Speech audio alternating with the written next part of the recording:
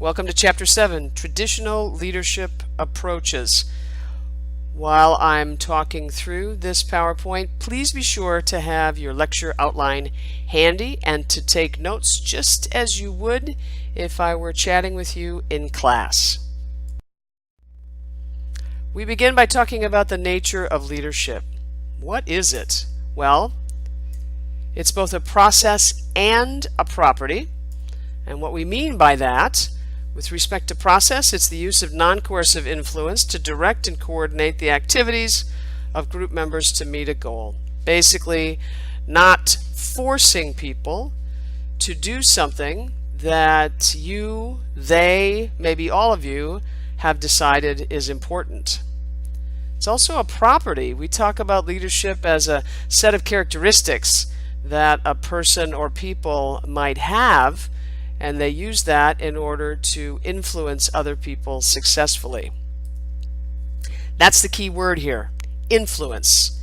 Leadership is all about influence, which is defined here as the ability to affect the perceptions, beliefs, attitudes, motivation, and/or behavior of others. Think carefully about that.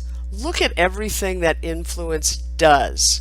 Note that it does not say that leadership is about controlling other people, because as I've said in class, there is in fact no way to control other people. We create conditions, we hope that they will behave a certain way, but ultimately the choice is theirs.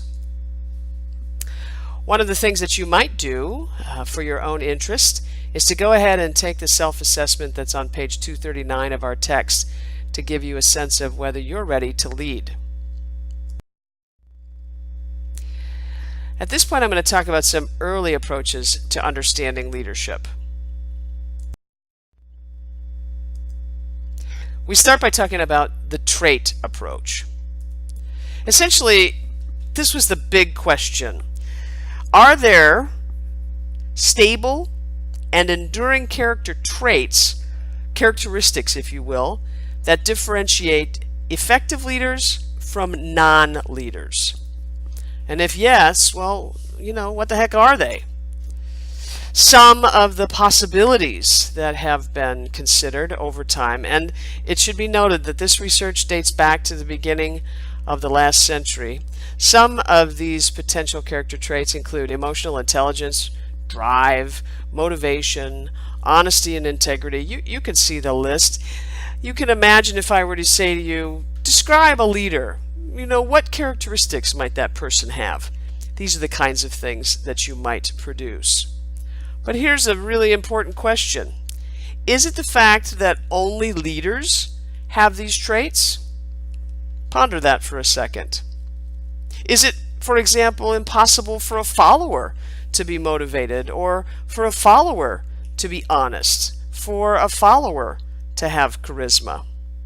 I think you'll find, if you think carefully about that question, that in fact it isn't only leaders that have these traits. And what that means, if you think about this from a logic standpoint, it means that we can't use these traits or the existence of these traits to tell us that someone is a leader, because that someone could also be a follower. Another question, is it possible to have these traits and not be effective as a leader? Now remember, effectiveness is all about goal achievement. Remember when we talked about that at the very beginning of this course, when we talked about performance being both effectiveness and efficiency. Effectiveness is about goal achievement. Is it possible for someone to be confident, for example, to be honest, to be driven, and still not get the job done as a leader? I think as you go through life, if you haven't already, you will certainly have the experience where you're working with someone in a leadership capacity who may in fact have a lot of these traits, but may not be terribly good at being a leader. Here's the bottom line.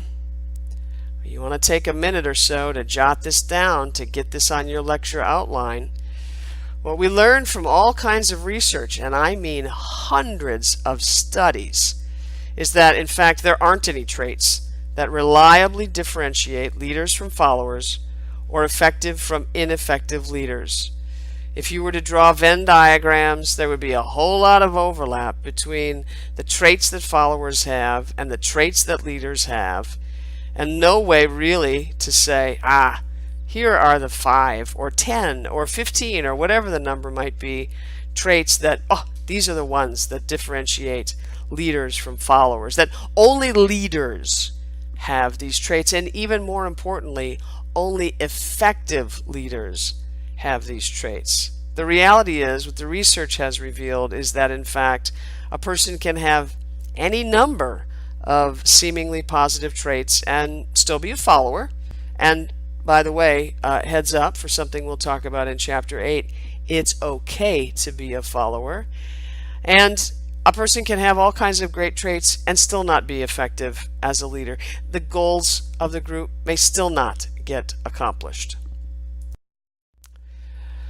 So it was in 1947 that a guy whose last name was Stojdil wrote a piece that essentially said the trait approach to leadership, to trying to understand leadership, is not producing anything useful. We're not learning anything. Basically, we come up with these laundry lists of traits, and then we discover through our research, they don't matter. They really don't help us to distinguish leaders from followers or effective leaders from ineffective leaders. And so the research turned away from trying to catalog traits and more toward a focus on, well, what is it that leaders actually do? So rather than thinking about the characteristics that a person might have, we talk instead about the behaviors that a person might engage in, what a person might in fact do. And sure enough, this research, by the way, is mostly taking place in the 1950s, and it continues from there, but that's really where a lot of it was groundbreaking.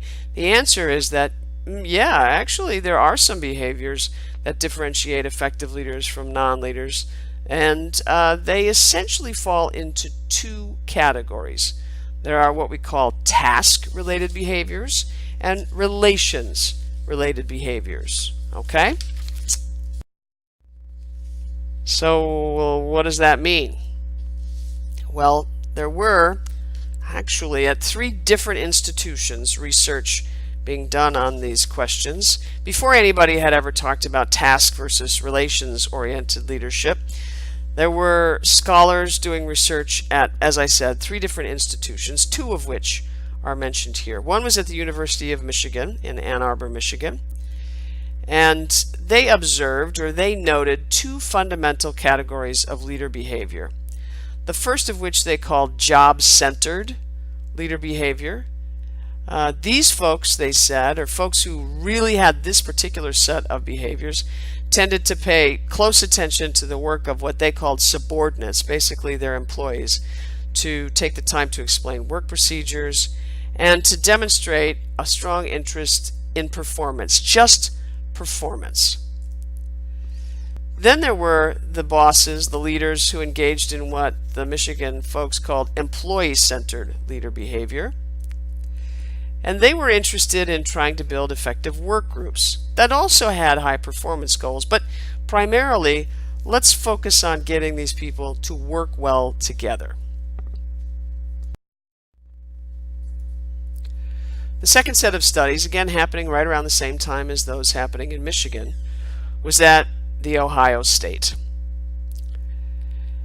They also defined 2 different dimensions of leadership, what they called leader consideration behaviors.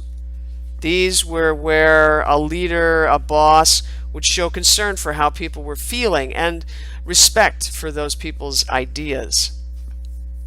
The second category was leader initiating structure behaviors. And these were basically the leader trying to really clearly and carefully define the roles of the leader versus the followers, such that the followers, the subordinates, knew exactly what was expected of them. So, the consideration behaviors very much focused around people's feelings, respect for them as human beings. Initiating structure behaviors very much focused around, hey, do these folks know what they're supposed to be doing? Essentially, let's make sure that we give people well-written job descriptions and make sure that people understand what every item in those job descriptions means. Now, if you were to look back at the Michigan studies and you've got job-centered versus employee-centered, one of those two fits in the task-oriented set of behaviors and the other fits in the relations-oriented set of behaviors. It should be pretty easy to figure out which one is which. Take just a few seconds. Look again at the Michigan studies. What should job-centered be? Is that task or relations-oriented? And then, what should employee-centered be? Is that task or relations-oriented? If you answered that job-centered is task-oriented behavior, you're right. And if you answered that employee-centered is relations-oriented, you're also correct. Now, on this particular slide with the Ohio State studies, again, we've got two sets of leadership behaviors. The first, leader consideration. The second, leader initiating structure. When you look at consideration, does that look more like task-oriented or more like relations-oriented? If you answered relations-oriented, you'd be right. And that means that initiating structure, that second set of behaviors, that fits with task-oriented behaviors. Related to these two, and still sort of an extension of the task versus relations-oriented way of thinking, is something that we call today the leadership grid. When it was originally published in 1962, it was called the management grid. And basically, this grid is a 2x2. Lots and lots of things in business management are described using a 2x2 matrix. So you imagine a left axis with two different options and a bottom axis with two different options, and so we have 2x2, and we end up with 4, and in this case and in some others a middle ground, so a fifth possibility. So this leadership grid is essentially a means for evaluating leadership styles, again thinking along the lines of this task versus relations oriented, and then trying to train managers to move toward what was considered an ideal style of behavior. So that's something you should be thinking about as I'm talking about this task versus relations oriented. Something that should have been tickling in the back of your brain. Like, is one of those better than the other? Does a person need to be high in both? Do you have to engage in a lot of task oriented behaviors and a lot of relations-oriented behaviors, or is it okay if you're only good at one and maybe not the other? Or is it the case that if you're only good at one and not the other, you should be trained in the other so that you can improve in that one as well? This is the sort of thing that scholars were thinking about, and that frankly lots of people continue to puzzle over. When you think about, what makes for a really effective boss, is it a person who just focuses on getting the job done? That's the task-oriented stuff, right? Or is it someone who also, or who maybe instead focuses on interacting with their people, making sure that good relationships have been developed, perhaps with the idea that if those good relationships exist, well, then people will be satisfied. People will perform at a high level. There will be less absenteeism, less turnover, less deviant behavior, and maybe even more organizational citizenship behavior, to tie this to all of those dependent variables that we care about so much. Well, here's the grid, here's the picture. Take the time to really think about what this means. Now, let me draw your attention to a couple of things as you look at this figure. On the left axis is concern for people, and on the y-axis is concern for production. Now, one of these relates to task-oriented, and the other relates to relations-oriented. Of the two, concern for people, concern for production, which one do you think relates to task-oriented? If you said concern for production, you'd be right on. That leaves concern for people being relations oriented. Now look at how these come together. When a person has a low concern for production, not much interest in the task, and a low concern for people, not very relations oriented, we might label them as an impoverished manager, someone who's basically doing as little as possible to keep their job as a manager. So they don't really care about much at all. They don't care about whether the job gets done, but they don't care about their people. They're just sort of, well, we might say they're retired on the job.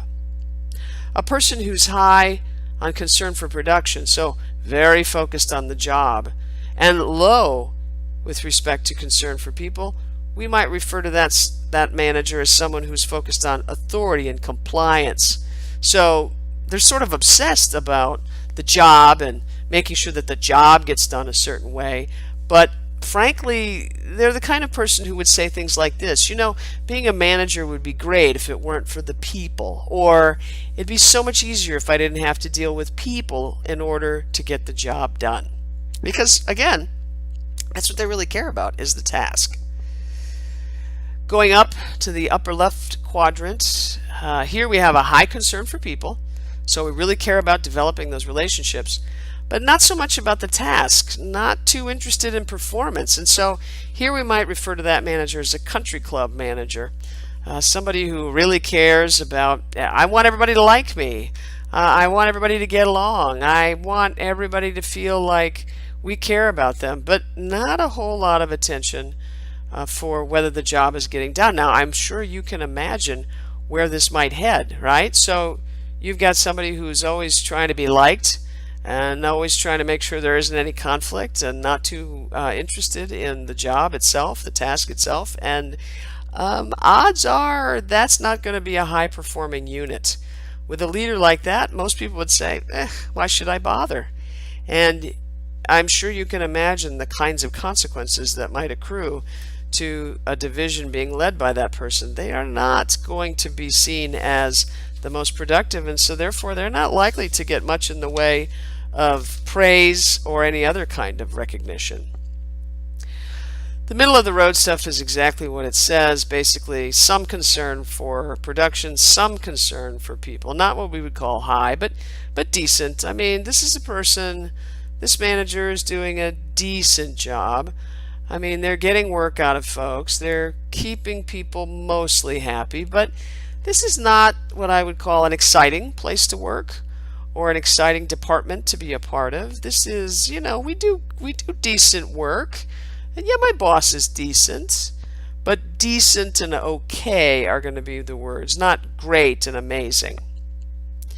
When the manager or leader has a high concern for production and a high concern for people, well, then we say this person is a team manager or a team leader, and so the work is getting done by people who are really committed to the organization, to the department, to each other. They all feel like, we're in this together. They have relationships with each other that are characterized by trust, by mutual respect. We would expect in this upper right-hand quadrant to observe high levels of satisfaction, high levels of performance, low levels of absenteeism, low levels of turnover, low levels of deviant workplace behavior, and higher levels of organizational citizenship behavior. Now, note that it's this particular theory, this leadership grid, that really basically says, hey, you know what? It's not okay to just be task oriented or to just have a concern for production, nor is it okay to simply be relations oriented or to have a high concern for people. If you really want to be effective managers, leaders, you got to have both. You have to have a high concern for getting the job done and a high concern for developing highly effective functional relationships with your people. So this is what we would call a prescriptive theory. It's basically prescribing how managers, how leaders should behave. Now, when I'm back in class next week, we're going to watch a clip from The Incredibles, and it's about 10 minutes long, and I'm going to ask you at that time to identify key task-oriented behaviors and key relations-oriented behaviors. And then I'm going to ask you to decide in the context of the clip that we will be viewing, and regrettably it's a fairly short clip. I mean, personally I love The Incredibles, but we can only watch about 10 minutes of the movie. From those 10 minutes we're going to decide, you know, which of the two is more important, task or relations oriented. And as you might guess from looking at this picture, we're going to be focusing on Helen, or Elastigirl. Here's the bottom line for this behavioral approach to understanding leadership. At least according to what the leadership grid folks have said, and what I think many people believe to be true, leaders really need to engage in both task and relations oriented behaviors. Even though, as it says here, they may prefer one to the other. And the reality is that most of us have a tendency to prefer one or the other, to engage more in one set of behaviors than in the other set of behaviors. We tend to be very task oriented. Let's say, hey, come on, we got a job to do. Let's focus on how we're going to get the job done. Let's focus on how we organize ourselves to get the job done. Let's make sure everybody understands exactly what they need to do. Let's set deadlines. Let's make sure we're holding ourselves to those deadlines. You see, all of those things are task oriented. Whereas other people are much more comfortable with relations oriented. You know, I think it's really important that we're communicating with each other. I think it's really important that we're listening with each other. I think it's really important that, you know, everybody on the team has an opportunity to share their ideas, and that we build on those ideas, and that we create a culture in our department and in our organization where we value respect and we value transparency, etc., etc. Again, from a prescriptive standpoint, the research suggests, and many people strongly believe, that even though you might have a preference for one or the other, if you're going to be a great leader, and I hope you're not planning to be a lousy leader, if you're going to be a great leader, well then you have to be comfortable with both task and relations oriented behaviors.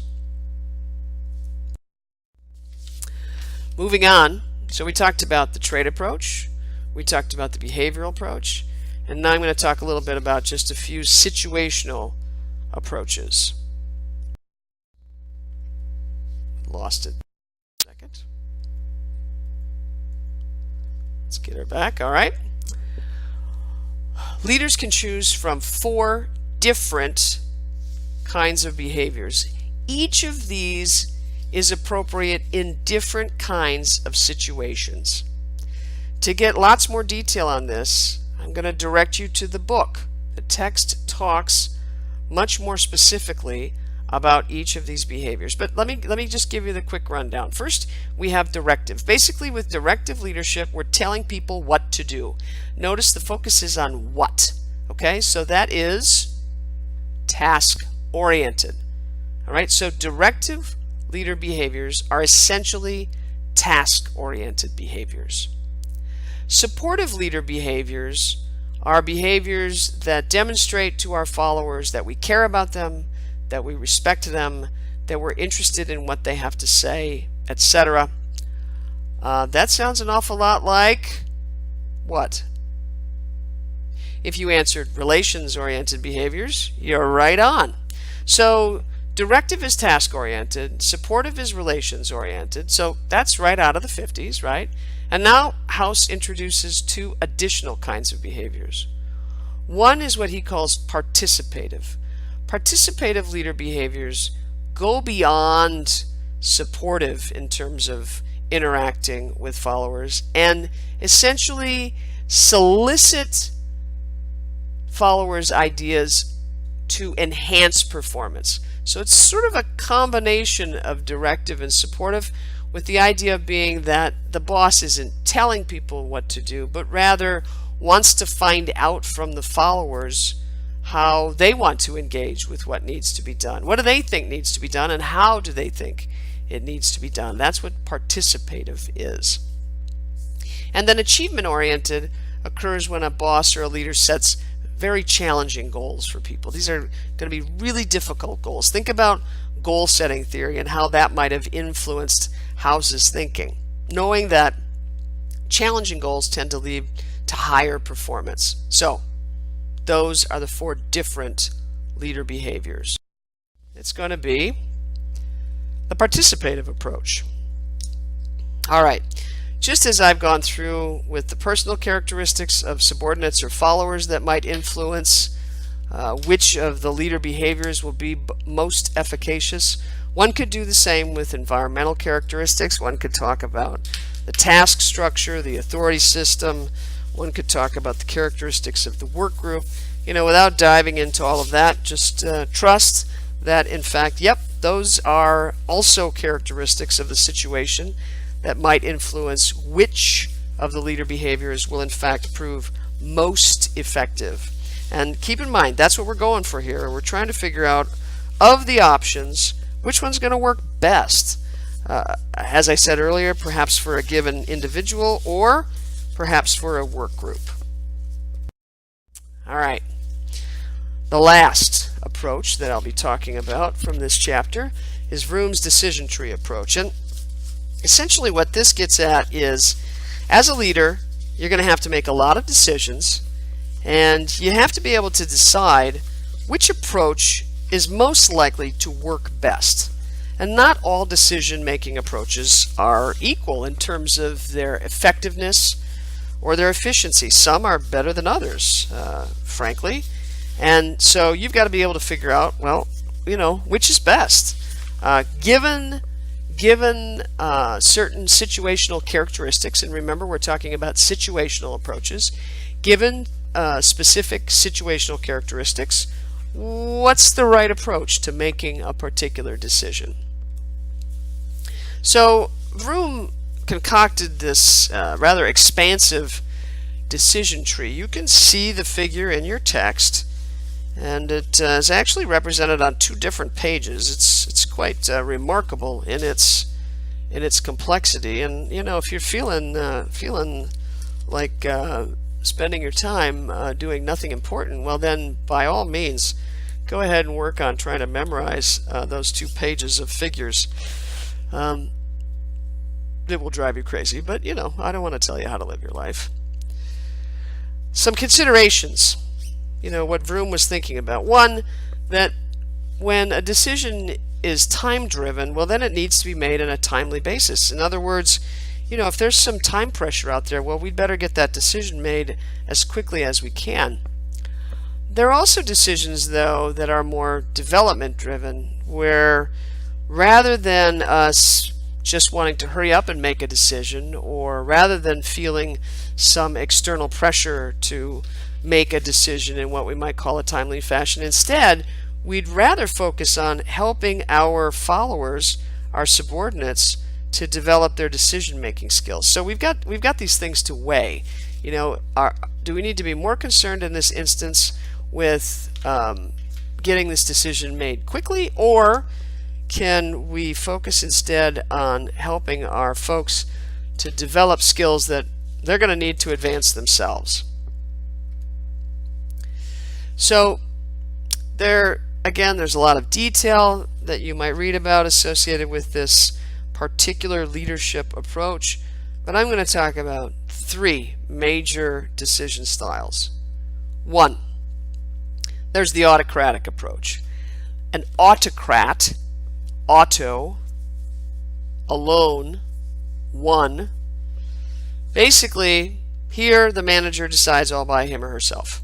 So we don't consult with anybody else. We don't ask them their opinions. We make the decision, and then we tell other people about our decision. And sometimes this is absolutely the right approach.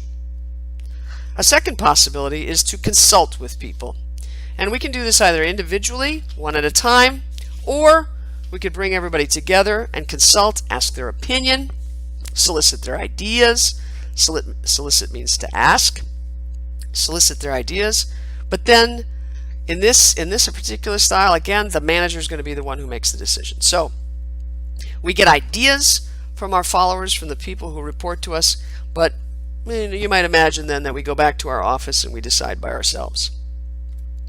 The third is a delegation approach.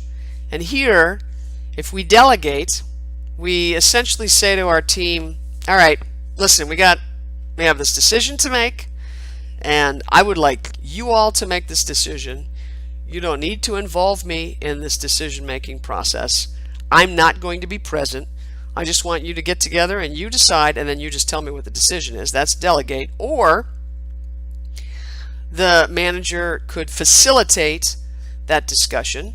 So be present for that discussion. Make sure that, for example, everyone offers their opinions and their ideas, but then still leaves the actual decision up to the team. So, I'll be here.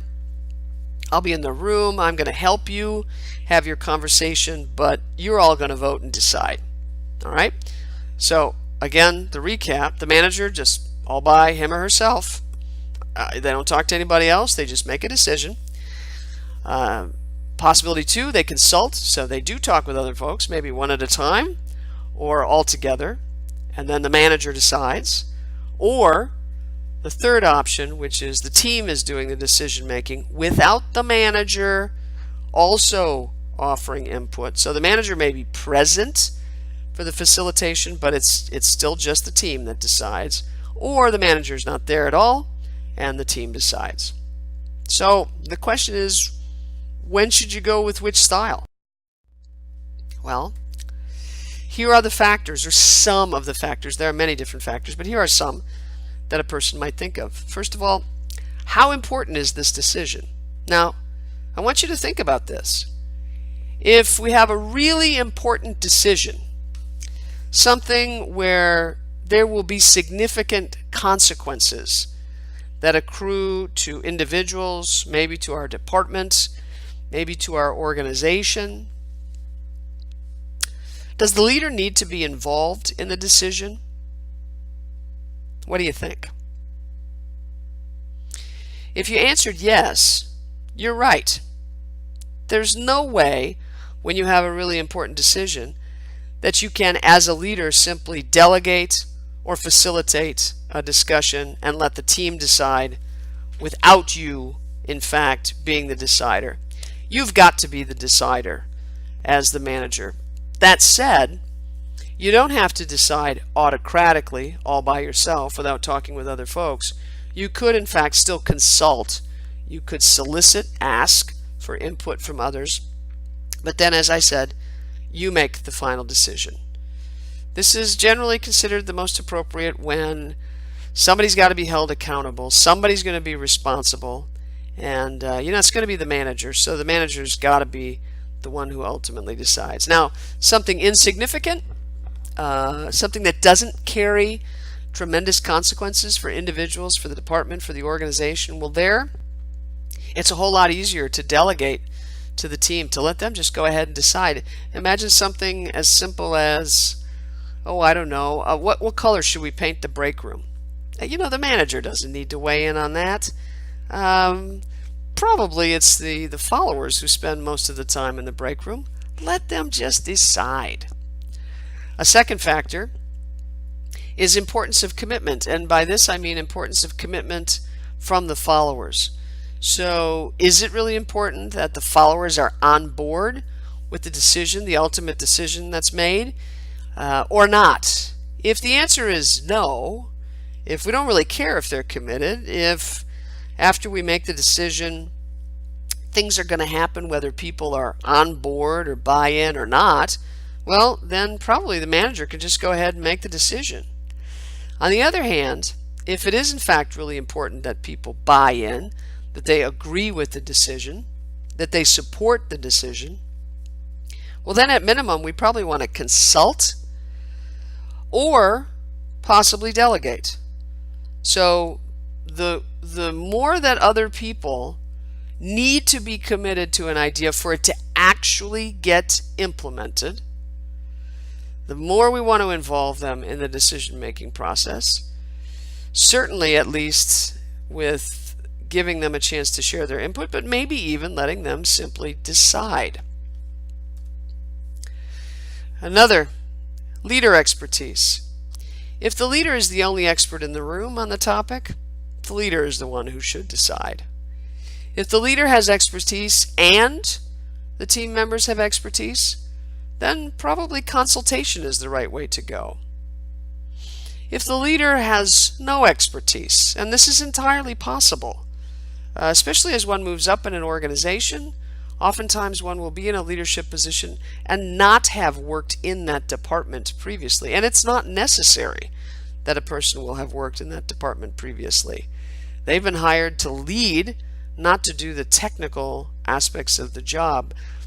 Again, if we're talking about something where the leader doesn't have the expertise, the team's got all the expertise, they're the ones who know how the software really works, they're the ones who know how the machinery really works, they're the ones who know how the customers actually think and behave, well, then we definitely want the team more involved, and maybe even all the way where they're making the decision. This relates to the last one, group expertise. So these are maybe thought of as two sides to one coin. They don't have to be, but they could be. Essentially, again, if the group's got the expertise, well then by golly, we'd better get them involved in the decision, either through consultation or through delegation. If they don't have a whole lot of expertise, well then that's the leader's task then to go ahead and make that decision. And oftentimes it can be difficult for people to separate expertise from opinion. People can have all kinds of opinions about things, but that doesn't mean that they're actually experts. And for decision-making purposes, we want actual expertise helping us make decisions, not simply opinions. There are lots of things that I may have opinions about. For example, how a football team might play, or a soccer team might play, or a basketball team, or pick your sport.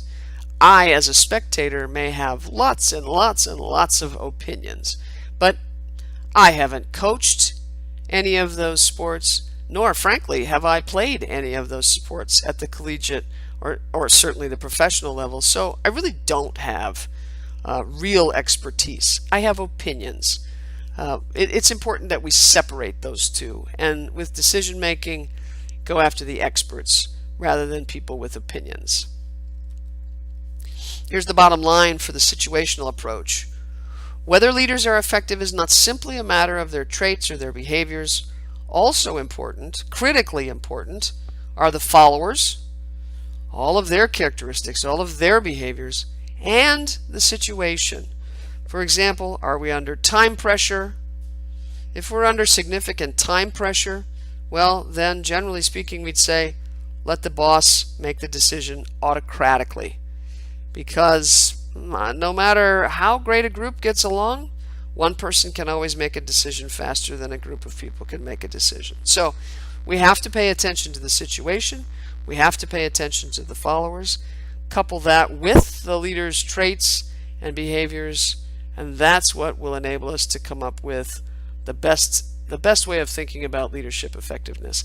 If only I had known this back when I was an undergraduate, having my experience from one year to the next as the leader of the Student Senate.